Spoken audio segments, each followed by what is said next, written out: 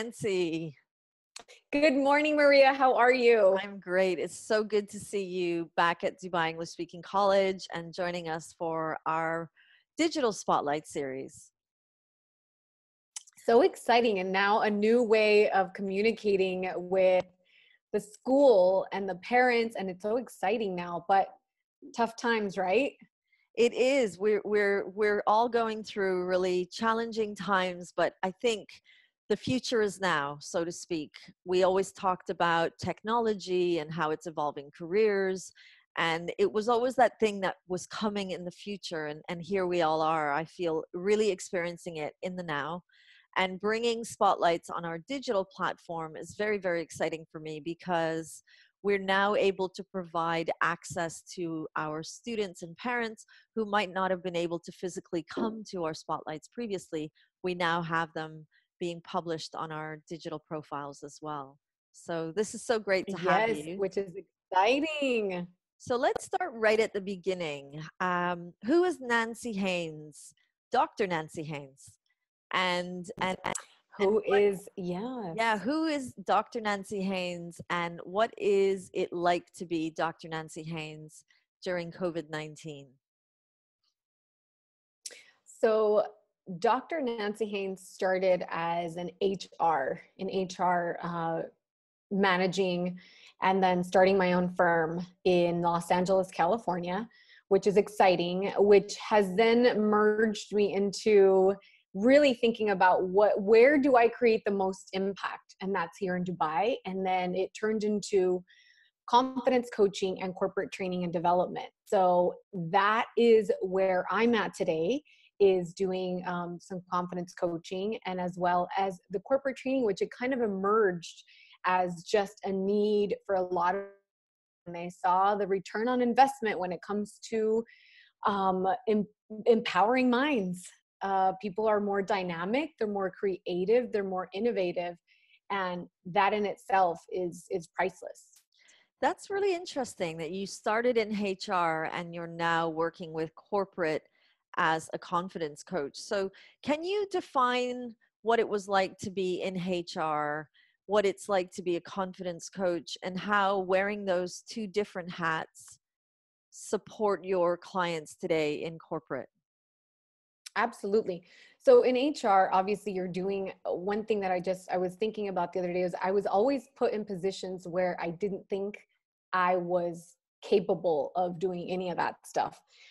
Getting into new industries. I didn't have any experience in the luxury industry, and boom, I got put in a position where I had to and be in charge of like the whole US for a big retail company. And I think that really in itself, not just the HR experience, but that in itself, that experience really allowed me to see the capacity that our brains have of what we think we can do versus what we actually can do, and then closing the gap on that.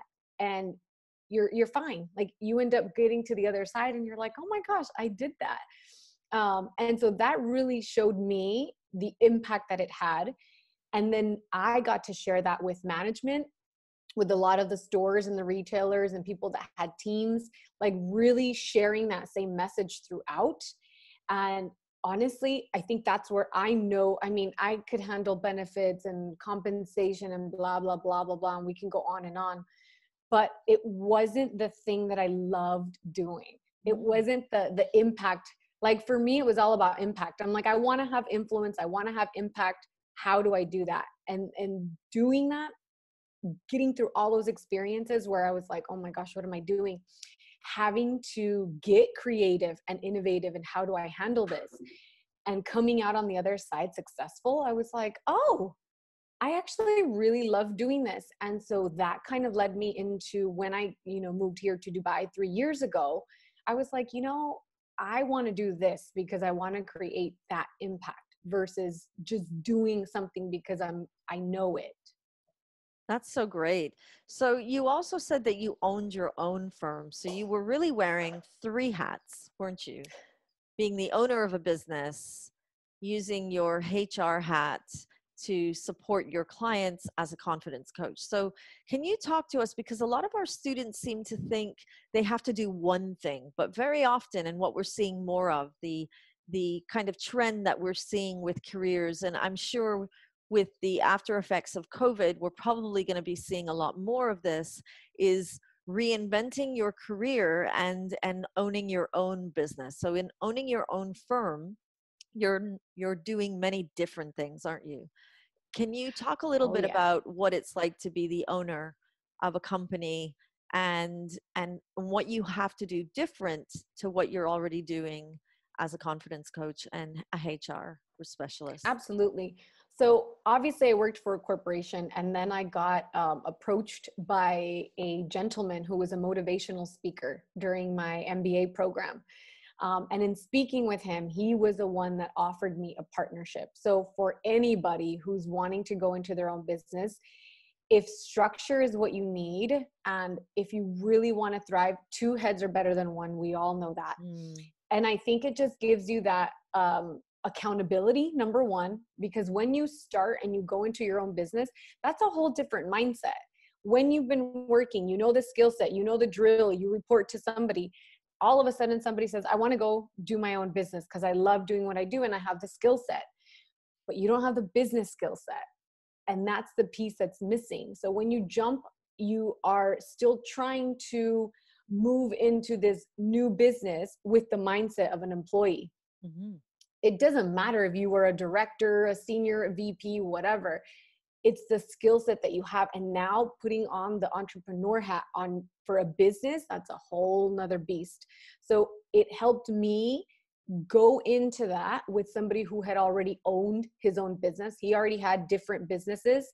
And my strengths were his weakness, and his strengths were my weakness. Oh, So wow. it So, kind of was like the best merging together, that I knew what I was doing. So I could easily do the work and I could represent the company. I was the face of the company, but he had all the background stuff, the contacts, the influence. He was, obviously people knew him. So it was easier for me to move into that, because then I started learning from him the way that he thought, mhm. which was totally different than what I would think.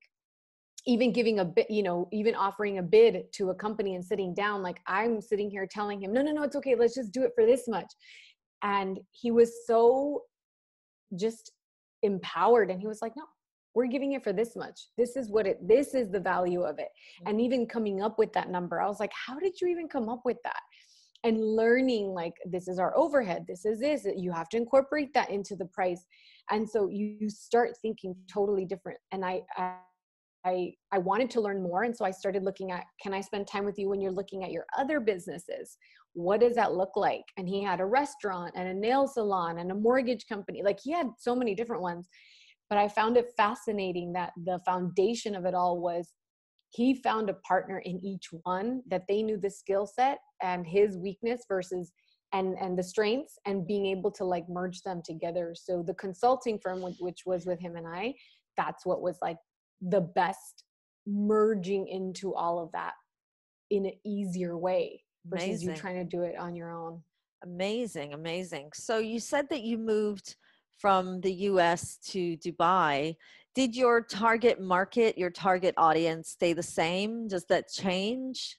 It totally changed, because in the States, it was just big companies, obviously people that I knew, referrals, the people in the industry knew me. So they were like, oh, she's on her own now. So like, it was easier for me to do business that way.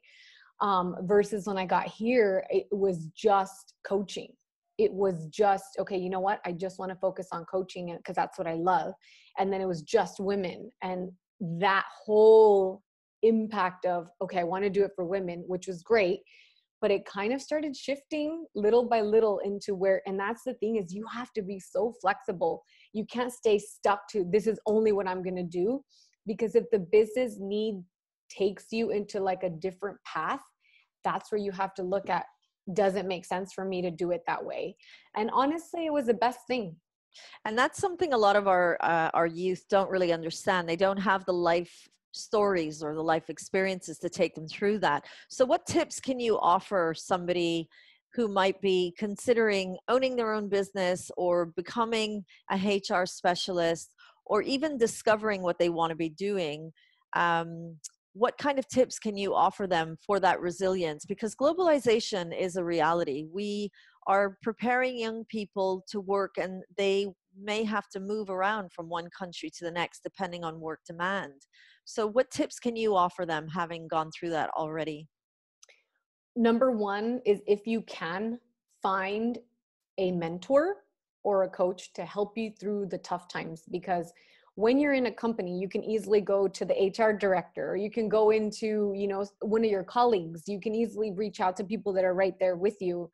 And when you're on your own, you feel lost, and there's a lot of noise. Like, everybody knows they're a specialist in everything, and everybody's going to tell you what they think, their opinion and their own experiences. But it's you having to have the mindset of staying with your why. Why am I even doing this business? And that's the second point, is really staying connected with, why am I doing this?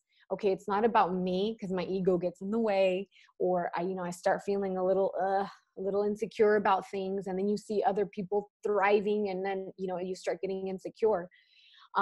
And that's the kind of stuff that you're going to face. You're going to face those challenges. Do you have somebody that's going to help you through that? Because it's not easy when you're on your own trying to do it. You're going to get through it. It's just going to take you longer. Of course. And you might be marinating in that phase for a little bit longer than somebody else. But it just feels like you're continuously in a momentum versus being stuck in that and being paralyzed with everything that's going to come up.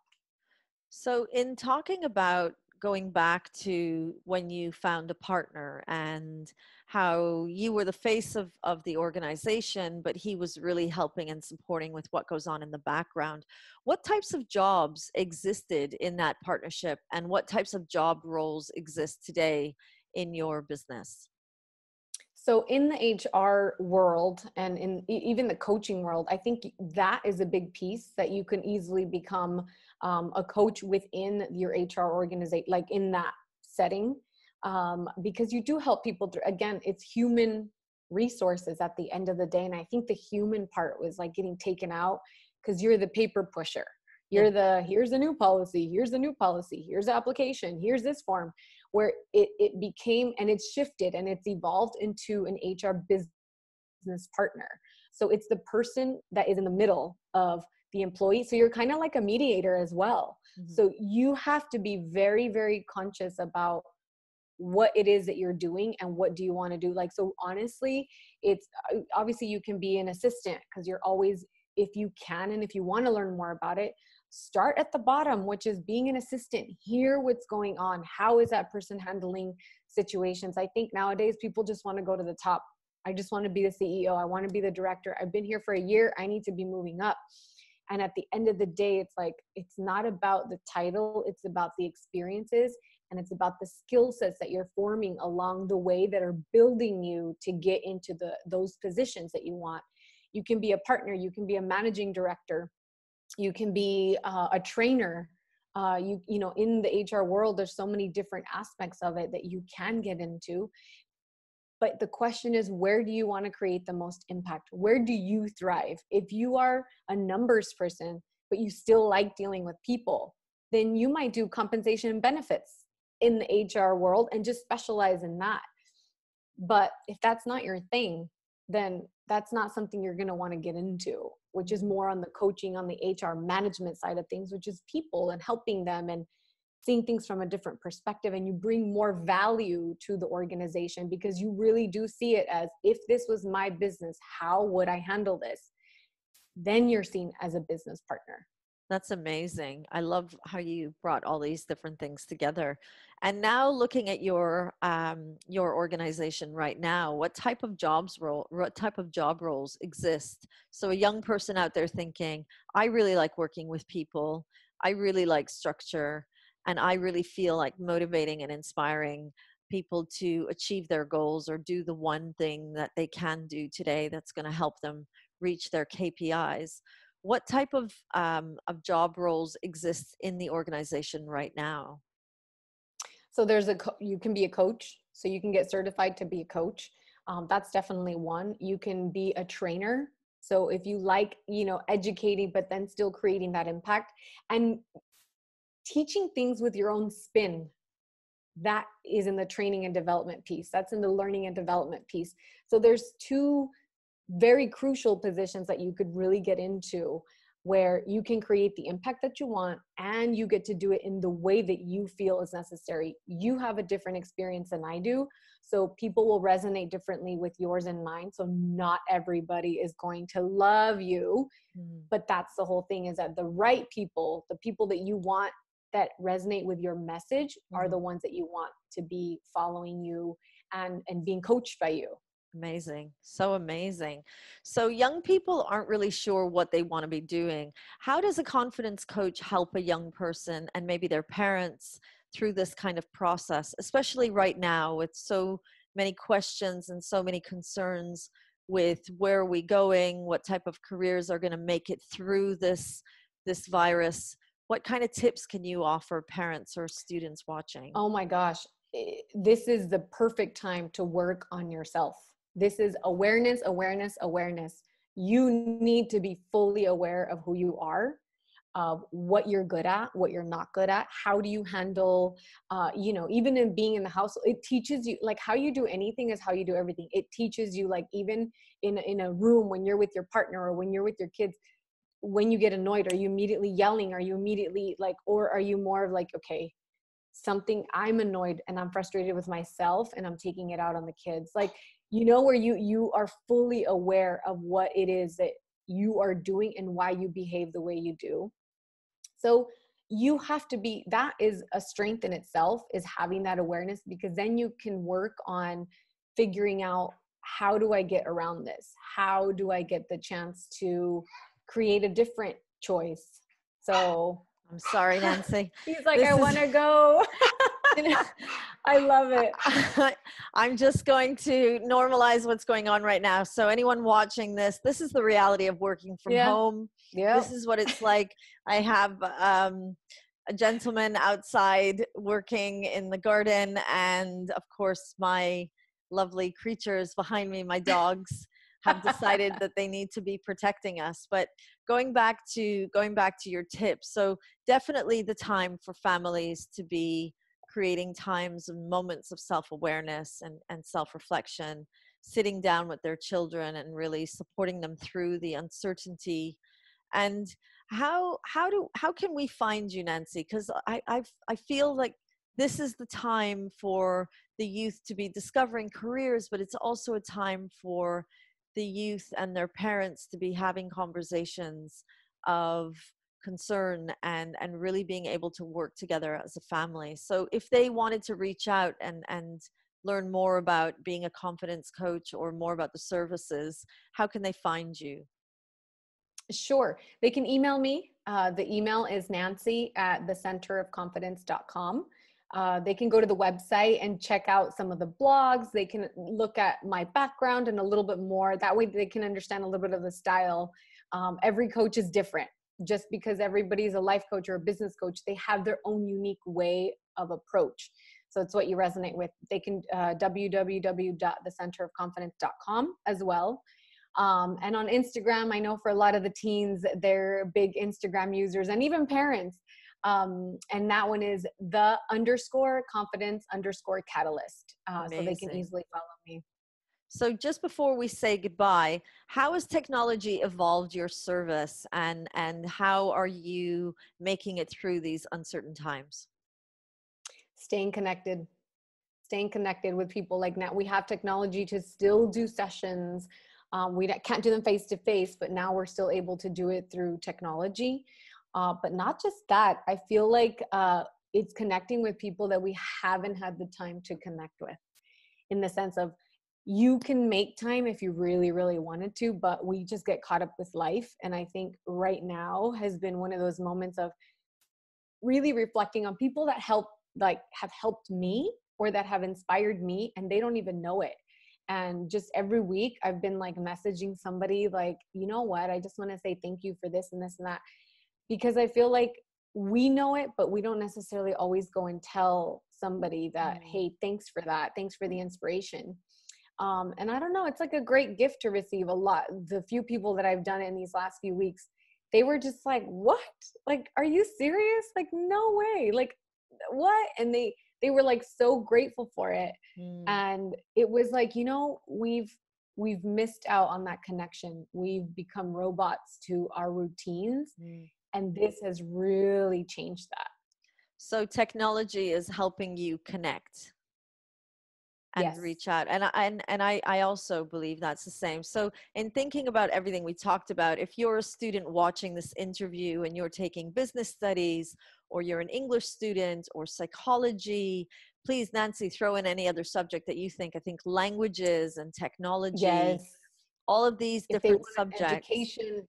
Yeah. And you know what? Even if they're not, actually, for even better is for the people that are confused, people Fantastic. that don't know what they really want to get into. They really know they want to get into something, but they don't really feel like they have it, or it's too hard, or they have questions, or they have a lot of self-doubt with really going into what they really, really want to do. They can definitely reach out. Excellent. Amazing. So, all of you students thinking about what you want to be doing, subjects can become an inspiration to discovering those careers and even your interests. So, if you're a people person, definitely this might be a career for you. Thank you so much, Nancy. Thanks for giving us some time. I know you're really busy developing and enhancing your service as well. And I can't wait to Yes. see you again at our Yes. sixth form workshop in term one next academic year. Thank you so much, Nancy. Absolutely. Thank you so much for having me.